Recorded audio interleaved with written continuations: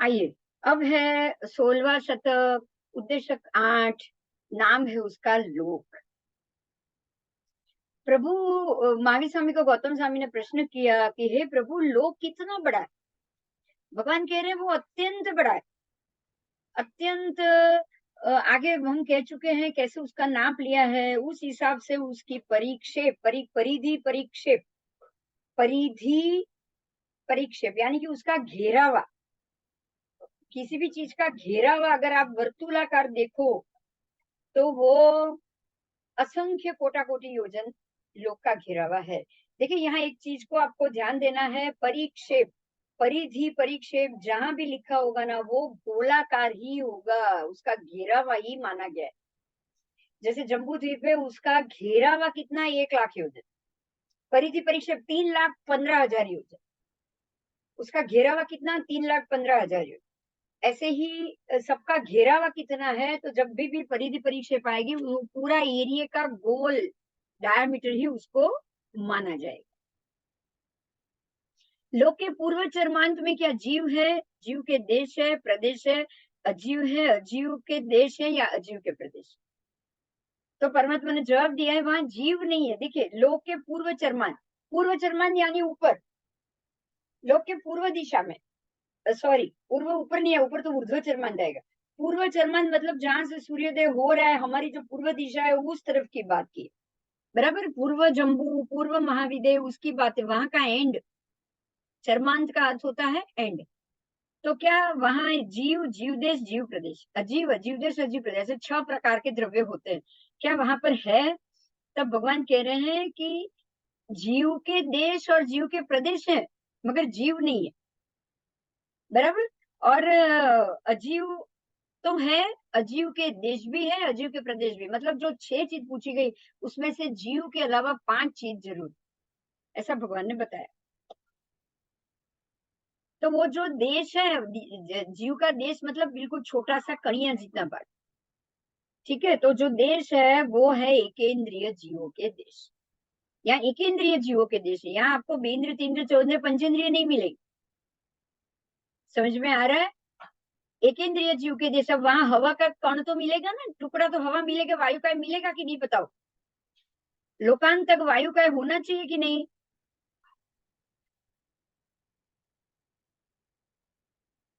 वो हुआ वायु का।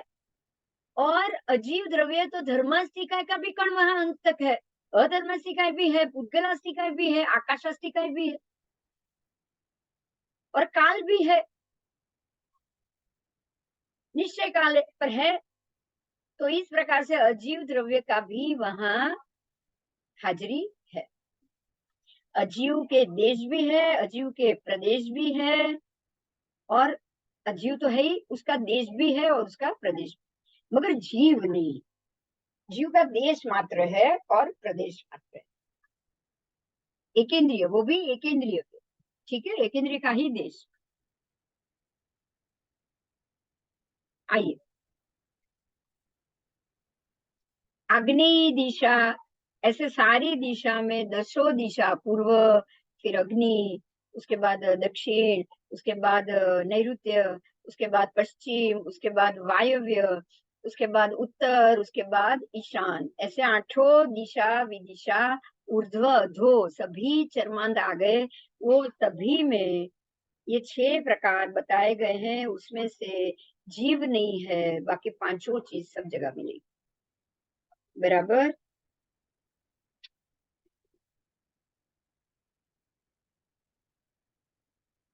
आइए,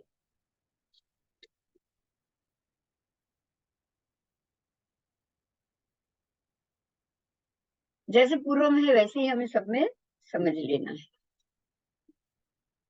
अब लोक के ऊपरी चरमांत की बात की है, ऊपर के, वहां जीव के देश है, जीव के प्रदेश भी है, जीव नहीं है। ऊपर के चरमान में भी जीव नहीं है, जीव के देश है, जीव के प्रदेश है, अजीव है, अजीव के देश है, अजीव के प्रदेश है, वही 5 चीज है, बराबर। जो भी है वो एक ही इंद्रिय थे। पर ऊपर के चरमांत में बेइंद्रिय के भी हैं, बेइंद्रिय का भी एक देश है, इस तरह बेइंद्र का भी वहां एक देश जरूर मिलेगा ऊपर के चरमान।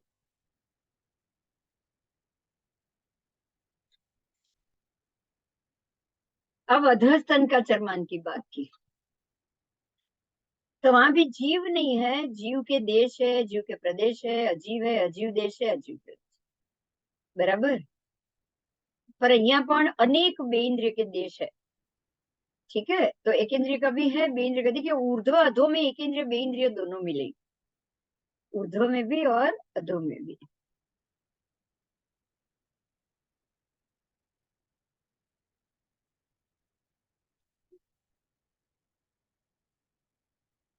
आइए,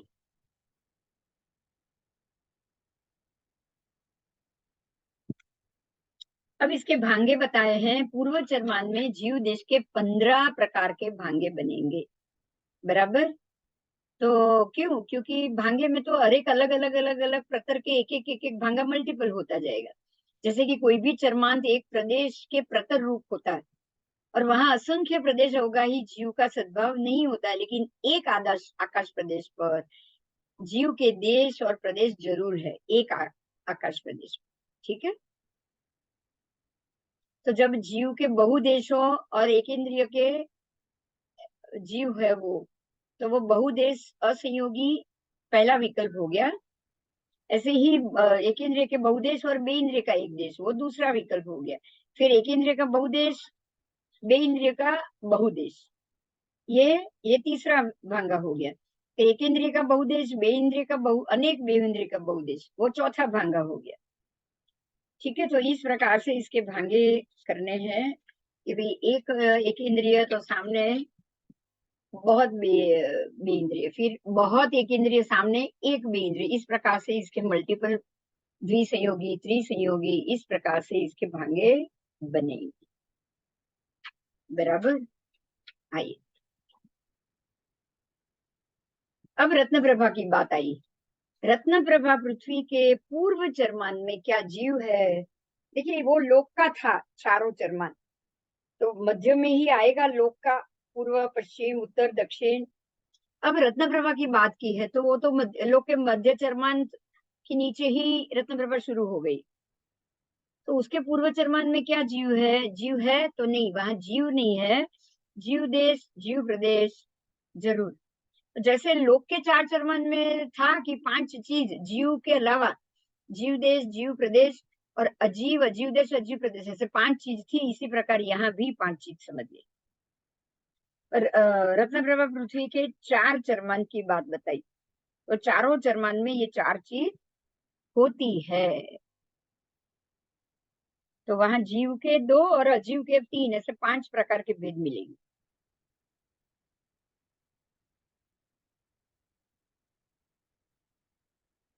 बराबर। बिल्कुल इसी तरह शर्करा का भी। अब रत्न प्रभा के 4 दिशा के चरमांत बराबर लोक के चरमांत, और रत्न प्रभा का ऊर्ध्व अधो ऐसे भी 2 चरमांत और आएगा, तो वो भी लोक के समान ही हमको समझ लेना। ऐसे ही शर्करा प्रभा से लेके नीचे सातों नरक पृथ्वी तक समझना है, अध सप्तम तक। अब सौधर्म देवलोक से अच्युत देवलोक, मतलब पहले देवलोक से 12 देवलोक, तो ये 12 देवलोकों के बीच की बात की है। उसमें भी इसी प्रकार से समझना है। जीव नहीं है, जीव के देश है, जीव के प्रदेश है, और अजीव है, अजीव देश है, अजीव प्रदेश। सारे देवलोक के अंदर अंदर के 12 के 12 के ऊर्ध्व चरमांत, अधो चरमांत और चारों 6 चरमांत, एक एक देवलोक के 6 चरमांत आएंगे। वो सब में भी इसी प्रकार से समझना है। एक ही जैसी व्यवस्था सातों नरक में, ऊपर भी, देवलोक में भी, और लोक के भी चारों तरफ आपको एक ही प्रकार की व्यवस्था मिलेगी।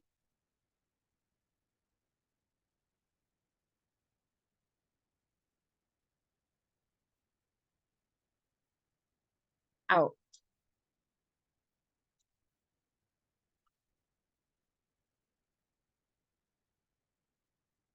इस प्रकार से जीव प्रदेश के 11 भांगे हुए, अजीव के भी 11 भांगे हुए। तो 11 भांग की कैसे, जीव के 11 भांग कैसे, वो थोड़ा समझ लेते हैं। अवश्य एक इंद्रिय के प्रदेश, और उसके असंयोगी का एक भांगा, कि यहाँ एक इंद्रिय का ही प्रदेश है, ठीक है। और द्विसंयोगी दो दो भांगे, एक इंद्रिय के बहुप्रदेश और एक बेइंद्रिय का बहुप्रदेश, फिर एक इंद्रिय के बहुप्रदेश और ज्यादा बेइंद्रिय के बहुप्रदेश, तो ये दूसरा भांगा हुआ। इस तरह बेइंद्रिय, तेंद्रिय, चौरेंद्रिय, पंचेंद्रिय और अनिंद्रिय सबके दो दो भांगे, एक इंद्रिय के दो भांगे हुए, एक तो एक इंद्रिय के बहुप्रदेश और बेइंद्रिय के बहुप्रदेश, दोनों के बहुप्रदेश हो गए बराबर। પછી दूसरे भांगे में एक इंद्रिय के बहुप्रदेश और ज्यादा बेइंद्रिय के बहुप्रदेश, एक इंद्रिय का एक इंद्रिय का बहुप्रदेश और एक बेइंद्रिय का बहुप्रदेश, तो दोनों एक एक के बहुप्रदेश हुए।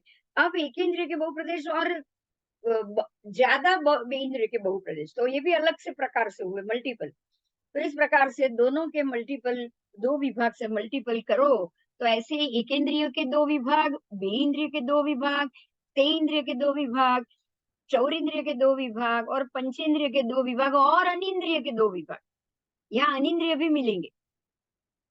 तो 12 प्रकार के संयोग हुए, दो दो दो दो दो, तो 10 तो ये हो गए बराबर, पांचों के, और उनके द्विसंयोगी गिनना, द्विसंयोग, एक इंद्रिय बेइंद्रिय ऐसे मल्टीपल करना प्रत्येक में। तो इस प्रकार से द्विसंयोगी भांगा गिनते हुए पांचों के बेइंद्रिय, एक इंद्रिय के दो है ही, फिर बेइंद्रिय, तेइंद्रिय, चौरिंद्रिय, पंचेंद्रिय, अनिंद्रिय, उनके भी दो दो दो गिनो, तो पांचों के दो, तो 10 भांगे ये हो गए बरोबर। ये पांचों, पांच ये हो गए, और एक इंद्रिय का जो सबसे पहले एक इंद्रिय का भी ये जो दो गिने थे, तो पांच, ये 5 के 10 हो गए, और असंयोगी एक भांगा, असंयोगी का एक भांगा, ठीक है, द्विसंयोगी के दो दो भांगे पर असंयोगी के एक भांगा।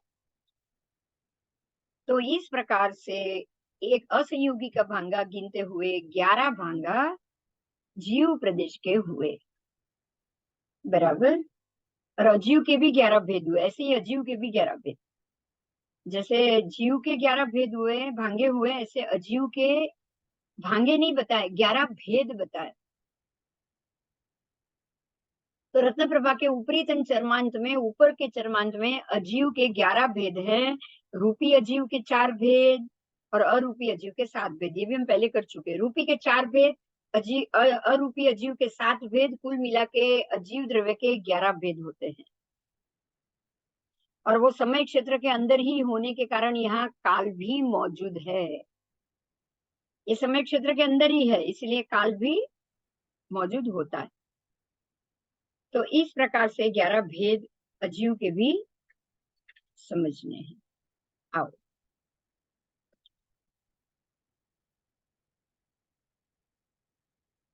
अब जो अधस्तन लोक की बात की है नीचे, उसमें पंचेंद्रिय के 3 भांगे आ गए, उसमें पंचेंद्रिय के 3 भांगे आ गए, क्योंकि रत्न प्रभा के नीचे के चरमान में देव रूप पंचेंद्रिय जीवों नु गमनागमन होता है। देव रूप पंचेंद्रिय, देखिए इसमें पंचेंद्रिय तक क्यों माना, एक इंद्रिय, बेइंद्रिय, तेइंद्रिय, चौरेंद्रिय, पंचेंद्रिय, पांचों के वहां पर भांगे बताए, क्यों? क्योंकि ये सारे जीव वहां तक जाते हैं, पंचेंद्रिय में देव जाएंगे, है ना, पंचेंद्रिय में देव जाएंगे, देवों का यहाँ आवागमन होता है।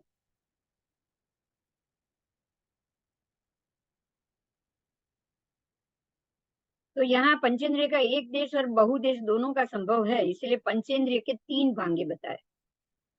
बेइंद्रिय जीव आदि तो मरणांतिक समुद्घात करके जाते हैं, देखिए यहाँ बेइंद्रिय कैसे जाते हैं, पंचेंद्रिय तो देव वहां पहुंचे, लेकिन जब बेइंद्रिय जीव होगा वो मरणांतिक समुद्घात, बेइंद्रिय, तेइंद्रिय, चौरिंद्रिय, ये तक जीव जो भी होते हैं, और एक इंद्रिय, बेइंद्रिय, तेइंद्रिय, चौरिंद्रिय, चारों में ये जीव मरणांतिक समुद्घात करेंगे। जैसे मैंने ये आपको ये भी पहले बताया था कि जो घनोदधि के जीव है वो भी समुद्घात करके उत्पन्न होते हैं, मतलब जीव खुद वहां पहुंचता है घनोदधि का,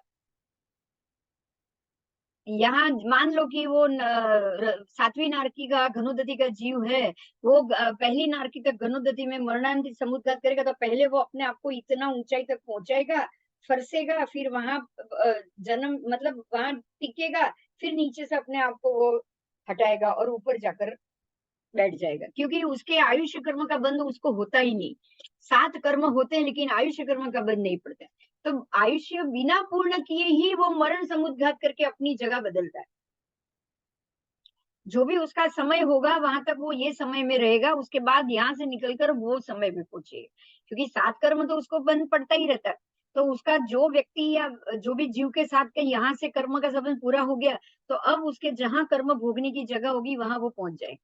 तो ऐसे 7वीं नारकी के अवकाश अंतर से भी घनोदति से भी जीव निकलकर ईशत प्रागभार आके घनोदति तक पहुंच सकता है।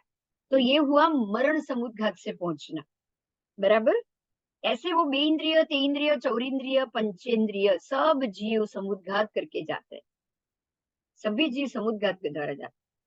पंचेंद्रिय भी जब केवली समुद्घात होता है तब भी उनको पूरे कोने तक, पूरा उनको जो लोक है उसके कोने कोने सारे चरमान तक वो अपने शरीर को दंडाकर फैलाते कि नहीं। तो ये दंडाकार फैलाना, ये केवली समुद्घात में भी पंचेंद्रिय जीव भी यहाँ आते हैं, इसलिए उनके 3 भांगा और बेइंद्रिय आदि के 4 भांगे, क्योंकि उसमें असंयोगी अरे असंयोगी भांगा तो आएगा ही आएगा, मगर अनिंद्रिय भी आ जाएगी, अनिंद्रिय भी उसमें आ जाते, जिनको इंद्रिय ही नहीं है ऐसे जीव।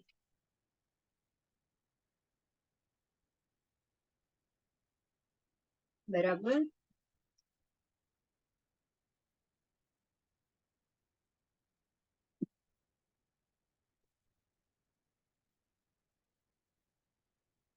तो शर्करा प्रभा से लेकर 12वें देवलोक तक उसके जो चरमांत होता है, वो चारों चरमांत में रत्न प्रभा पूर्वादि चारों चरमांत की तरह 15 जीव देश के 15 भांगे, जीव प्रदेश के 11 भांगे और अजीव के 16 भांगे, जो आगे आ गए उस प्रकार से सब में एक समान होता है। आपको यही समझना है, जो रत्न प्रभा आदि शर्करा प्रभा आदि पृथ्वी का बताया है उसी तरह ऊपर देवलोक के चरमांत भी उसी प्रकार से, जैसे यहाँ जीव घनोदति घनवात तनवात मिले वहां भी वो है। आप ये समझ के ही चलोगे, बराबर।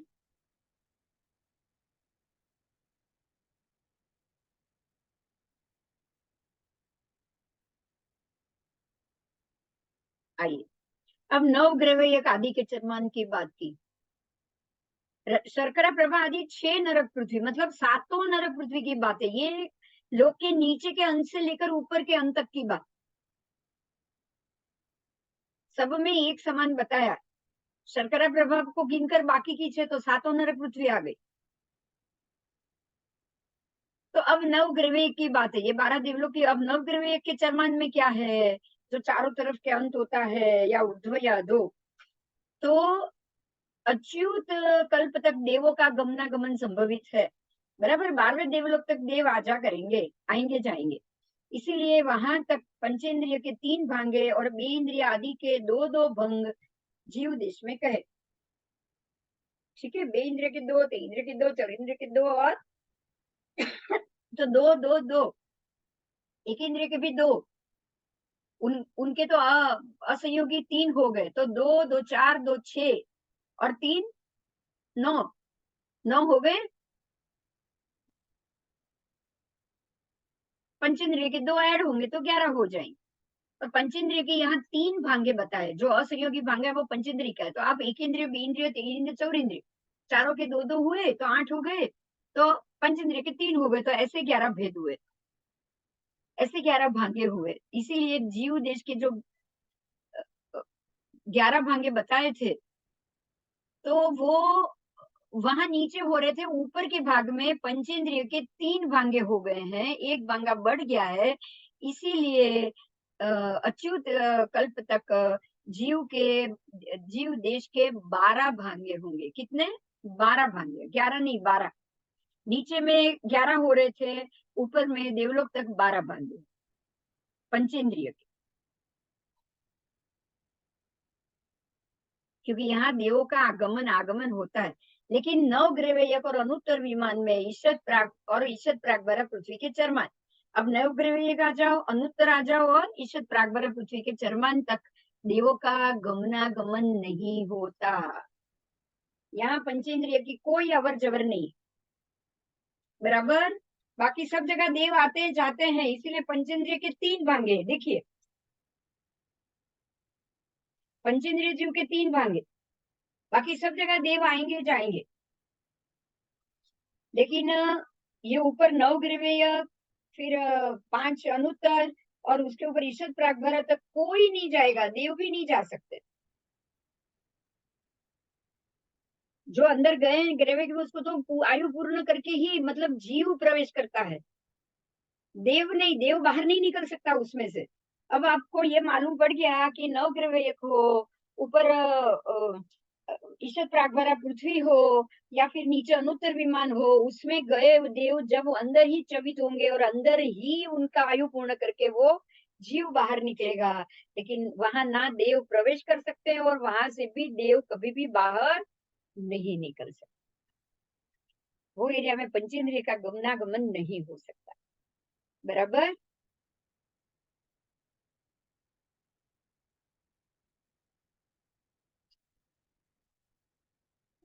इसीलिए यहाँ पंचेंद्रिय के 2 भांगे ही आएंगे,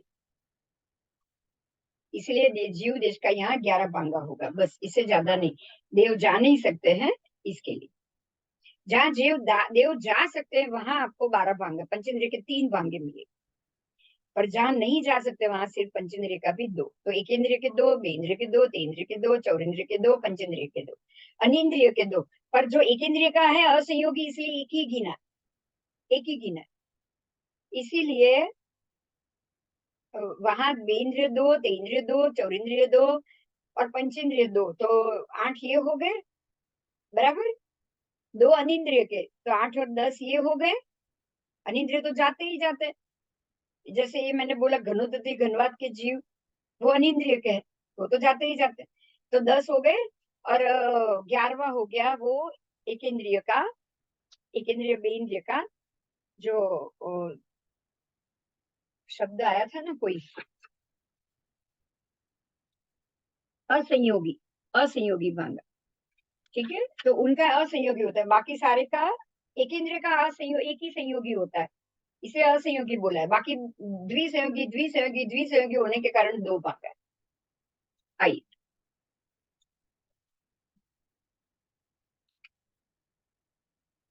अब नवग्रह आदि के चरमान की बात की है, वो तो वही हो गया। अब इसीलिए 7 नरक, 12 देवलोक, 9 ग्रह, 5 अनुत्तर विमान और ईशत प्रागभरा पृथ्वी, इस प्रकार से 34 बोलों में इस प्रकार से आपको समझना है कि सबके जीव देश का भांगा 15 15 15 15 हुए। देखिए, सबके जीव देश का भांगा 15 15 15 15, सबके जीव प्रदेश का भांगा, जीव देश का तो 15 है, पर जीव प्रदेश का 11 11 11 11।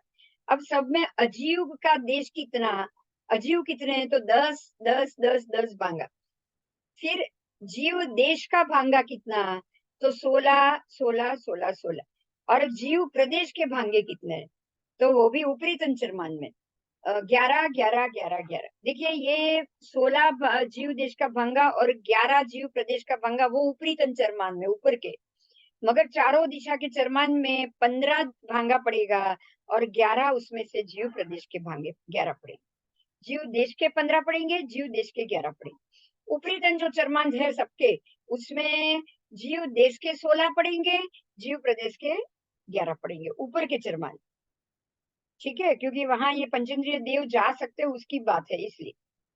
उसके बाद अधस्तन चरमान, नीचे के चरमान में जीव देश के सिर्फ 12 ही भांगा और जीव प्रदेश के 11 भांगा। तो इस प्रकार से, और अजीव के 10 भांगे। तो इस प्रकार के सारे चरमांत में अलग अलग अलग अलग भांगे यहाँ बताए गए हैं, और वो मैंने आपको बताया। फिर से एक बार अलग अलग बता देती हूँ मैं आपको कि ये जो 34 आपने देखा, 7 नरक, 12 देवलोक, 9 ग्रहवयक, 5 अनुत्तर विमान और ईश्वर प्रागभार पृथ्वी, सबके चारों दिशा के 4 चरमांत में जीव देश के 15 भांगे, जीव प्रदेश के 11 भांगा और अजीव के 10 भांगे। बराबर। अब ये पूरा यहाँ पूरा करो। अब ऊपरी तीन चरमान में देखो सबके, वहां जीव देश के 16 भांगे, एक भांगा बढ़ चुका है। 4 दिशा से ऊपरी तीन चरमान में एक भांगा बढ़ चुका है। तो जीव देश के 16 भांगे, जीव प्रदेश के 11 भांगे, वो तो उतरे ही रहे, लेकिन अजीव के भी 11 भेद, क्योंकि यहाँ जो एक बढ़ गया वो अजीव में भी बढ़ गया। ठीक है, जीव देश में एक बढ़ गया तो अजीव में भी एक भांगा बढ़ गया। अब आओ अधोतन चरमान, नीचे के चरमान में, वहां जीव देश के 12 भांगे, जीव प्रदेश के 11 भांगे और अजीव के 10 भेद। ठीक है, तो इस प्रकार से अधस्तन चरमांत में आपको जीव और अजीव के भांगे बताए गए। बहुत ही महत्व की बात है, समझाएंगे हम, जब ज्यादा समझ में आएगा जीव अजीव तभी हमको ये समझ में आएगा, पर जानना तो जरूरी है। बराबर। आइए, अब ये जो जाते हैं जीव देश जीव प्रदेश, तो वो जाता कौन है? देखिए, सबसे पहले ये समझिए, देश का मतलब क्या हुआ? देश और प्रदेश, स्कंद, देश, प्रदेश, परमाणु, अंतिम है परमाणु, प्रदेश से भी छोटा कणिया है परमाणु। तो यहाँ देश बताया, प्रदेश बताया। देखिए, जीव, सबसे पहले जीव आता है, उसके बाद स्कंद, जीव का स्कंद यानी कि जीव खुद, उसके बाद आता है देश, फिर प्रदेश। तो जहां आपका देश का भाग बताया है, देश के अंदर बहुत सारे परमाणु इकट्ठे हैं, स्कंद में तो बहुत सारे हैं, देश में कम से कम 2, 3, 4, 5 से भी ज्यादा संख्या है, प्रदेश में मात्र 2 परमाणु, परमाणु के 2 कणिये प्रदेश हो गए, और वो 2 छूटा हो गया, अब कोई भाग नहीं पड़ेगा, तो दोनों छूटे छूटे एक एक कणिये हो जाएंगे, तो वो होगा परमाणु। तो आपने देश देखा, प्रदेश देखा, अब हम देखेंगे परमाणु। ठीक है, तो जीव के पुद्गल के छोटे से परमाणु और जीव द्रव्य का परमाणु मिलेगा, धर्मस्थिकाय का परमाणु, अधर्मस्थिकाय का, पुद्गलास्थिकाय का, सबका आपको छोटा कणिया मिल सकता है। बराबर। आइए, तो परमाणु की बात है, एक कणिया छोटा सा, जिसको आप प्लूटोन जान सकते हैं आज के जमाने में, इसका 2 हिस्सा नहीं होता है, उसकी एक समय की गति कितनी होती है? परमाणु पुद्गल एक समय में लोक के पूर्व चरमान से निकल के पश्चिम चरमान तक एक ही समय में पहुंच सकता है। आप सोचो कि इतना छोटा सा कण, जिसको हम तो देख ही नहीं पाए, मात्र केवली भगवंत भी उसको मुश्किल से देख पाए, इतना छोटा कण उनको दिखाई देता है। और लोक के पूर्व चरमान से अंत पश्चिम चरमान तक, ये कोने से ये कोना, चौदराद लोक, ऊपर के कोने से नीचे के कोने तक, ऊर्ध्व से लेकर अधो चरमान तक एक समय में पहुंच जाए, एक समय, तो उसकी गति कितनी फास्ट है आप सोचो।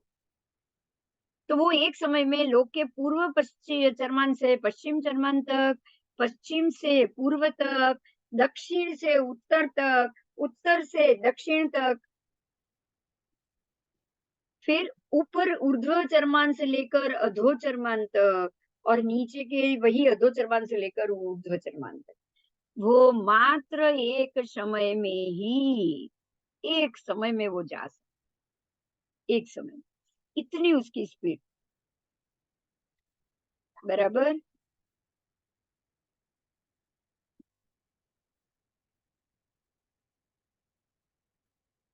तो आज पुद्गल की ताकत देख लो, और उसी प्लूटोन को इकट्ठा कर करके ये बॉम्ब, अणु बॉम्ब, प्लूटोन घुमाना, घुमाते गोल गोल गोल घुमाओ ना, आप ये प्लूटोन को जितना ज्यादा घुमाओ, उसमें ताकत बढ़ जाएगी, बढ़ जाएगी, बढ़ जाएगी, और उसके बाद उसको रॉकेट से छोड़ो। तो आज आपको मालूम पड़ गया है कि आज के साइंस ने इसी प्लूटोन की शक्ति को पहचान लिया है। परमाणु की शक्ति को साइंस ने ऐसी पहचान ली कि उसको अभी वो गोल गोल गोल गोल गति देकर जब उसको आकाश में छोड़ देते हैं ना, तब वो आज प्लेनेट पोजीशन में, ग्रहों तक वो अपने ये पुद्गल की गति से अपने रॉकेट को पहुंचाते। आप सोचो ये गति किसकी हुई? गोल गोल घुमाना तो उनको रॉकेट को है, गोल गोल गोल गोल ऐसे घुमाकर उसको छोड़ते हैं कि अब परमाणु, जो पुद्गल परमाणु आकाश में पड़े हैं ना, जो कि कणीय के रूप में, वो परमाणु इसको अपनी गति के साथ, क्योंकि परमाणु की गति उतनी है, वो तो हवा में अप डाउन करते ही रहते हैं। और अगर आप ये रॉकेट को ऐसे ही गोल गोल घुमा के उसको हवा में छोड़ोगे तो परमाणु उसको 1 सेकंड में कहां से कहां पहुंचा दे।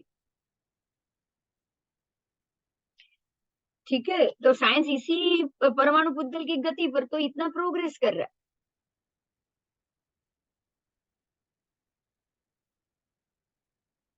तो अभी आपको ये यहाँ ये चीज मिली जानने को कि पुद्गल परमाणु की गति क्या होती है।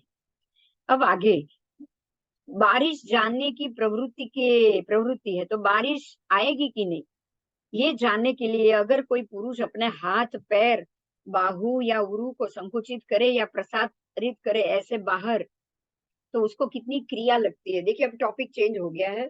अगर हम ये हाथ ऐसे प्रसारित करें, ऐसे करें कि भाई बाहर देखिए बारिश आ रही है कि नहीं, आप अपने हाथ पैर हिलाओ तो क्रिया हो गई। तो वो क्रिया से क्या लगेगा, कितनी क्रिया लगेगी, तो उसको पांचों क्रिया लगती है, पांचों क्रिया। आपको पता है पांचों क्रिया में, है ना, काई की, अधिकरणी की, प्रादेशिक की, ये सब जो प्रादेशिक की जो है ना क्रिया है, प्राणातिपाती की, है ना। तो ये काय की, अधिकरणी की, प्रादेशिक की, फिर प्राणातिपाती की, और बीच में एक है ऐसे सांप्रयिक की, ऐसे पांचों प्रकार की क्रिया उसको लग जाए।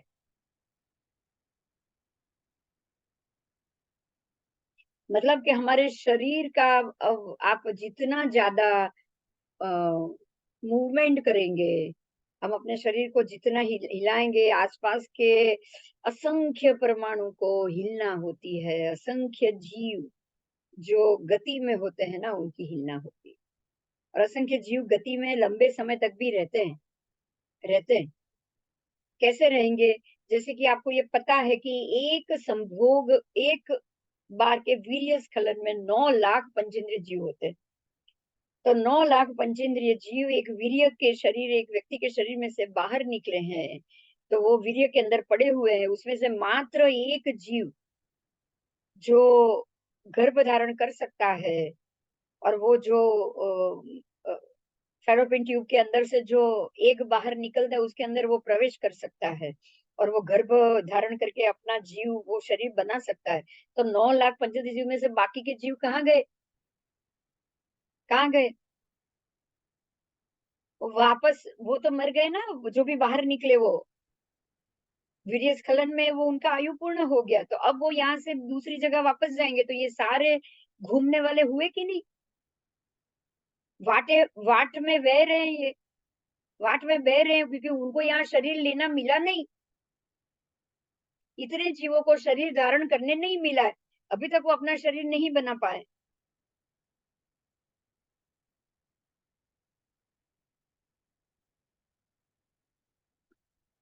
तो इस प्रकार से जो जीव और निगोद के गोले ठसके भरे हुए ये पूरे मेरे आसपास के वातावरण में, तो मेरे हाथ हिलाने से उनको भी हिलना होती है। हम नहीं जान सकते, लेकिन हमारे आसपास निगोद के गोले ठसा ठस भरा हुआ है। 14 राजलोक में इतनी सी जगह खाली नहीं, जहाँ अजीव, धर्मसिका आदि अजीव और निगोद के गोले आदि जीवों से भरा हुआ शरीर उनका ये भरा हुआ पड़ा है। तो सबको हिलना होती है, और हमारे हाथ पर हिलाने से भी प्राणातिपाती की तक पांचों क्रिया हमको लग जाती है। इसीलिए 6 काय जीव रक्षक अपने शरीर को हिलाते डुलाते भी बिल्कुल स्थिर कर लेते हैं ध्यान में। जिनको 6 काय की रक्षा करनी है वो सारे संयत जीव की ये बात हो रही है। अब बारिश आएगी तो वो हवा की गंध से जान लेंगे, स्पर्श से नहीं। हाथ पैर शरीर संकुचित वो नहीं करेंगे। शरीर के अवयव को पानी का स्पर्श अगर हो जाए ना, शरीर के अवयव को कच्चे पानी का अगर स्पर्श हो जाए, पानी का स्पर्श हो जाए ना, तब भी अवकाय के जीवों की विराधना होती है, उसको भी 5 क्रिया लगती, उसको भी 5 क्रिया लगती।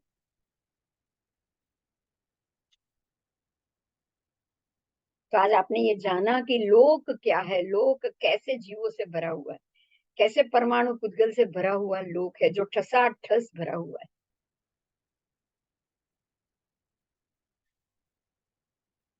अब अलोक की बात है, क्या अलोक में देव जा सकते हैं?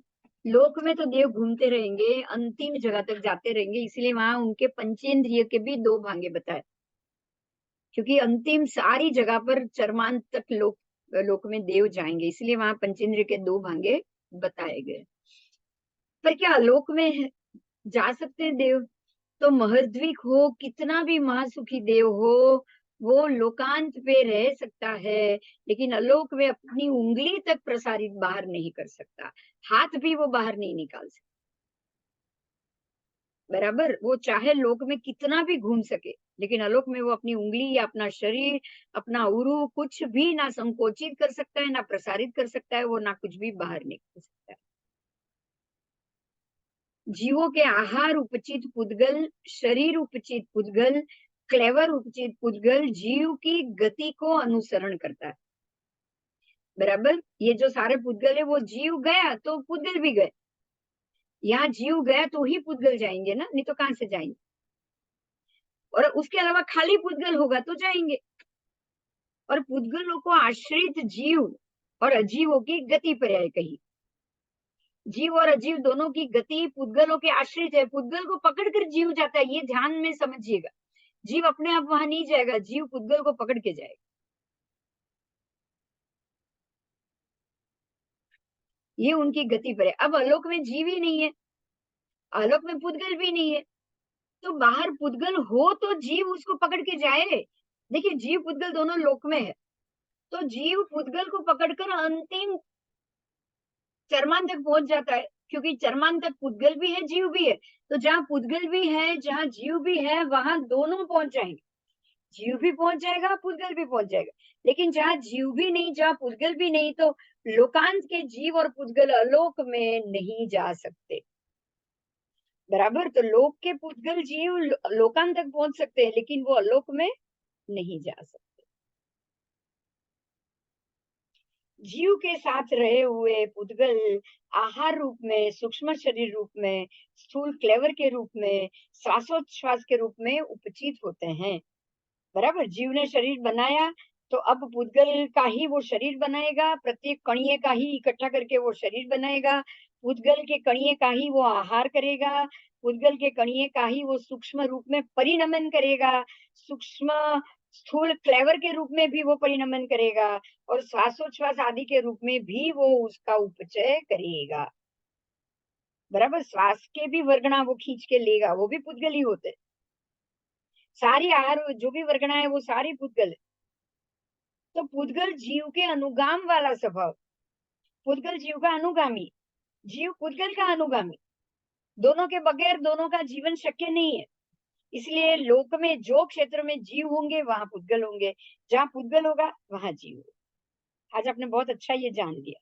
अगर पुद्गल ही लोक में, जहां तक पुद्गल है वहां तक जीव है और है, और जहां तक जीव है वहां तक पुद्गल है और है।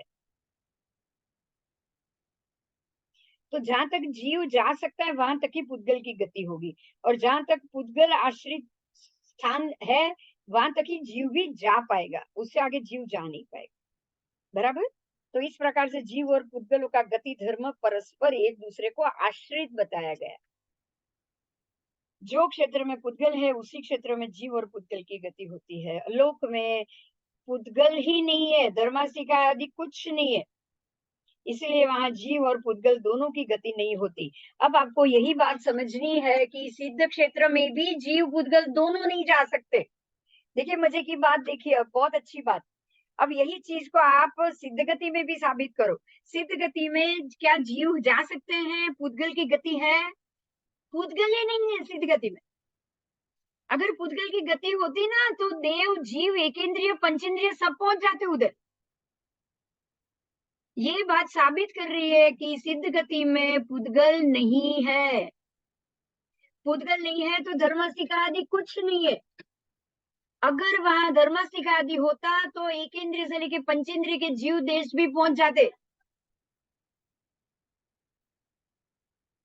लेकिन वो वहां नहीं पहुंच सकते हैं। इसलिए यहाँ जीव की गति ही नहीं है। बराबर, जहां पुद्गल की गति होगी वहां जीव की गति होगी, जहां जीव की गति होगी वहां पुद्गल की गति होगी। और ये दोनों संसारी की बात, ये संसारी जीवों की बात है। जो क्यों? क्योंकि जीव के ऊपर पुद्गल ही तो कर्म के अधीन लगा हुआ है। देखिए ध्यान से समझिएगा, ये लोकांत तक सिद्धात्मा नहीं पहुंचते कभी। पूर्वी लोकांत, पश्चिम लोकांत, उत्तर लोकांत, दक्षिण लोकांत, सिद्धात्मा सिर्फ ऊर्ध्व लोकांत में ऊर्ध्व लोकांत को भी क्रॉस करके बाहर निकल कर बैठते हैं।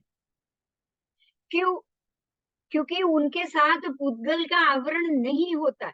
तो जो संसारी जीव है उसके ऊपर कार्मण वर्गणा का जो शरीर लगा हुआ है वो है पुद्गल का आवरण, और उसी के कारण पुद्गल जहां तक है वहां तक जीव जा पाएगा, और जहां पर पुद्गल नहीं है वहां जीव नहीं जा पाएगा। तो सिद्ध गति में पुद्गल नहीं है, तो सिद्ध गति में कार्मण वर्गणा वाला जीव कभी नहीं जा पाएगा। कार्मण वर्गणा वाला जीव या तो उसको अनुत्तर में उत्पन्न होगा तो अनुत्तर तक जाएगा। समझ में आ रहा है? ईश्वर प्रागभारा पृथ्वी तक जाते हैं एक इंद्रिय के जीव, बे इंद्रिय के जीव, ते इंद्रिय के जीव, चौरेंद्रिय, पांचों जीव, जो जीव के 11 भेद है ना, वो ईश्वर प्रागभारा पृथ्वी में भी है। वो भी घनोदधि घनवाद तनवाद के जीव के ऊपर आधार पे ही टिका हुआ है। तो पृथ्वी तक, पृथ्वी का है, पांचों एक इंद्रिय के जीव जाते हैं। पृथ्वी, अप, तेऊ, वायु सब जाते हैं। लेकिन ईश्वर प्रागभारा पृथ्वी से बाहर ना पुद्गल है ना कार्मण वर्गणा वाला जीव है। और अगर वो दोनों नहीं है तो पुद्गल ही नहीं है तो धर्मासिका कहां से आएगा? सोच लो। अगर है तो जीव वहां भी चले जाते, आप समझिएगा। जहां तक पुद्गल है, धर्मासिका आदि अजीव है, वहां भी ही जीव जाएगा। ये सारे पुद्गल, बराबर। तो जहां पुद्गल अस्थिकाय नहीं है वहां धर्मास्तिकाय के दूसरे भी कोई अस्थिकाय नहीं मिलेंगे। इसीलिए सिद्ध गति में ना अस्तिकाय है, ना लोक के षड द्रव्य है, और ना ही काल है, और ना ही वहां जीवों के कार्मण वर्गणा आदि पुद्गल के परिणाम है, और ना ही जो 14 राजलोक में ठसाठस भरे हुए जो निगोद के गोले हैं वो भी नहीं। मतलब वहां ना जीव है, ना जीव देश है, ना कुछ है। कोई उसके, ना जीव के भांगे, ना जीव देश के भांगे, ना ही अजीव के भांगे, ना अजीव देश, ना अजीव प्रदेश, कुछ नहीं, कुछ नहीं।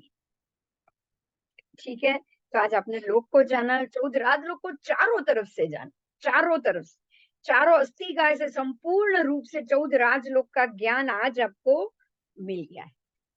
ईश्वर प्रागभारा पृथ्वी का भी मिल गया है कि ये जीव, जीव देश किस प्रकार से, पंचेंद्रिय किस प्रकार से, बे इंद्रिय किस प्रकार से।